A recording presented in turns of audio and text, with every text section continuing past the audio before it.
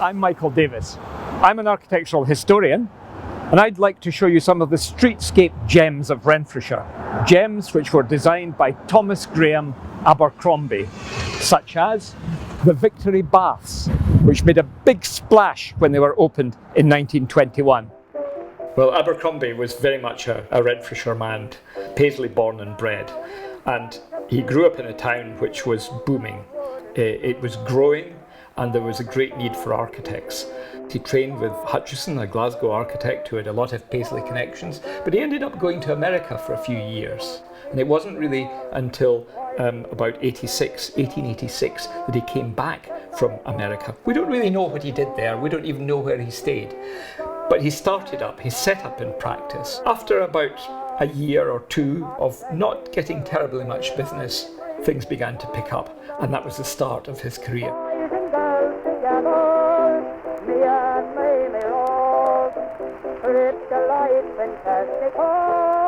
The fact that his father was a Paisley banker might well have helped, not just in advancing him a little money to set up his practice, but also, I suspect, in the connections that he needed to meet the right clients.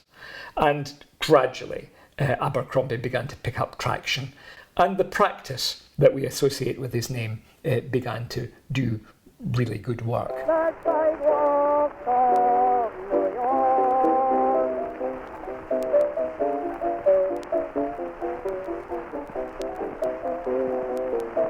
I think Paisley is quite an unusual place. I think it's unusual in that Abercrombie manages to commandeer most of the market for this kind of upmarket architecture. He gets a huge amount of the commissions that are going.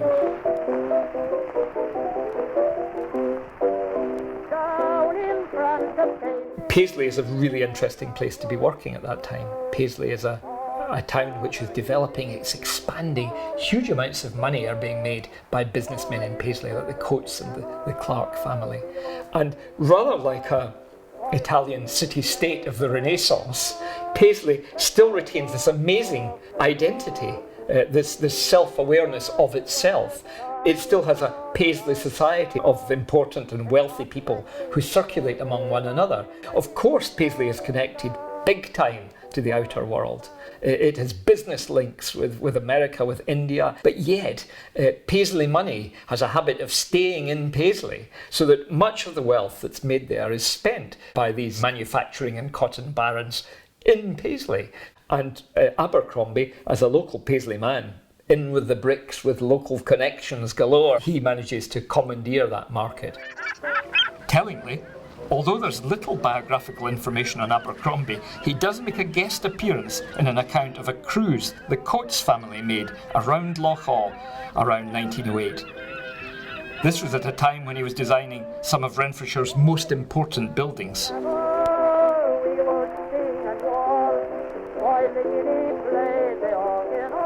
Abercrombie isn't just simply an individual, he's actually an architectural practice. He's joined by another architect, William Kerr, who's his chief assistant. And Kerr, I think, adds a lot of the sophistication at first into the office. At the end of his career in the 1920s, he teams up and has a partnership with another flamboyant character, James Steele Maitland. Probably it was he who was responsible for the more modern buildings of that period, like the Russell Institute. But it's during Kerr's time, which is in the 1890s right up until 1902, that we begin to find those features that crop up a lot, like those rather curved lids to towers. So if you see this in Paisley, you begin to wonder at once, is this by Abercrombie's practice? If we look at the Victory Baths, produced quite late in his career, in the 1920s, 1921 in fact, we can see again one of those features. This is a very functional building, the Victory Baths. Very functional design, and the way that it actually employs real interest in the exterior to create a facade that is an advert for the building.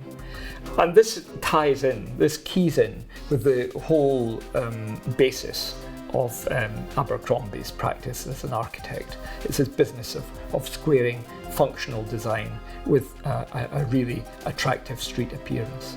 but yet he manages to give it this rather rollicking, swaggering facade. But these are things that occur again and again in the practice's work. The great thing about a man like Abercrombie and the practice that he ran was that it was very, very willing to be up to date, to actually move with the times, and to look at all the architectural periodicals that were now flooding the market and to use them as source material to develop their own styles. So you can see things like the Glenifer laundry and baths house, a very, very up-to-date design. It's the sort of thing that you would have seen in these architectural periodicals of the time by leading architects down south. And suddenly you have a version of it being built up here. Also very economical in that case, because unlike the baths in Renfrew, it's built of brick. But nonetheless, it manages to make its swaggering statement. His YMCA building is clearly a building that had a lot of money in the budget available for ornamentation. And you can see this taste for rather baroque swagger in the detailing of this building, particularly the doorway on the side with its great baroque hood. Things like this are really quite exciting as elements of streetscape. They could produce very sophisticated designs, but they were buildings that worked. Abercrombie never went to France. He never went to the École des Beaux-Arts, the great school that all these architects were wanting to go to. But somehow it came to him. It was as if architecture was an art and you were working in a studio, and the head architect would come round and would criticise. Certainly the work they produced looked like it had been produced by firms that did exactly that. Whatever it is that's being done, even if it's on a relatively low budget, it's still being done with some real finesse, so that what you see is something which works. And it has worked, even through the changing architectural fashions of the last 100 years. It remains a source of inspiration in its blending of functionality and beauty. Oh, bring back the days of the past, with a sunlight of love and joy.